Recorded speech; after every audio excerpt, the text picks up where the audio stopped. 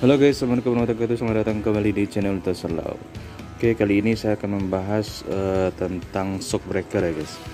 Jadi tanda-tanda dari shock breaker itu bocor yang paling jelas itu adalah ada kebocoran minyak di sini guys, atau oli shock. Nah, di sini kelihatan basah, kemudian ada bekas debu yang bergaris di sini. Nah, bekas debu yang bergaris sini ini salah satu tanda shock motor udah bocor guys.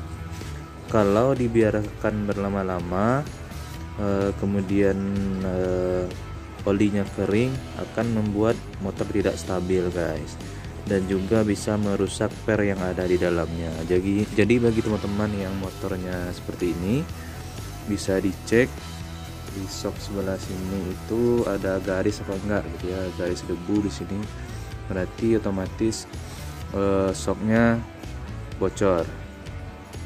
Dan kadang-kadang juga nggak ada guys, karena mungkin sering dibersihkan, rajin ya membersihkan motor. Garis ini nggak kelihatan, tapi bisa dirasakan dari shocknya itu tidak stabil. Nah, bisa dicek, takutnya nanti olinya sudah kering guys. Nah, untuk membuka atau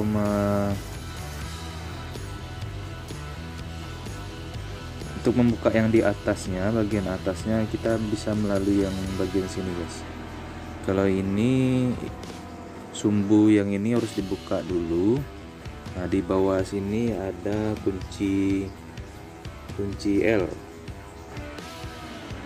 L untuk membuka baut di sini, untuk menguras olinya dan untuk memasukkan olinya dari bagian atas ini guys. Nah, kalau untuk motor batangannya seperti ini, nah ininya nggak perlu dibuka, yang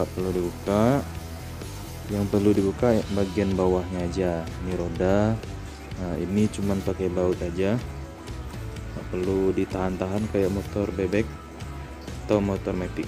Oke guys, itu dulu video kali ini, semoga bermanfaat ya guys.